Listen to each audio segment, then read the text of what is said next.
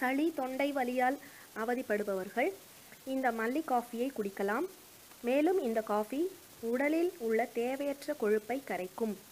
தேவையான பொருட்கள்: தனியா 150 கிராம், சுக்கு 50 கிராம், மிளகு 10 கிராம், திப்பிலி 10 கிராம், சித்தரத்தை 10 கிராம்.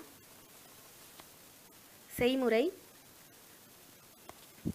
இந்த பொருட்களை தனித்தனியே வெறும் வாணலியில் வறுத்து ஆற வைத்து மிக்சியில் நைஸாக பொடித்து கொள்ளவும். இந்த பொடியை காற்று புகாத ஈரமில்லாத டப்பாவில் போட்டு வைக்கவும். தேவையான போது இந்த பொடி 2 ஸ்பூன் எடுத்து 1 டம்ளர் தண்ணீரில் கலந்து தேவையான அளவு பனை வெல்லம் அல்லது கருப்பட்டி சேர்த்து நன்கு கொதிக்க விட்டு இறக்கி வடிகட்டினால் மல்லி காபி தயார். குறிப்பு: சித்தரத்தையை நன்கு தட்டி உடைத்த பின் வறுக்கவும்.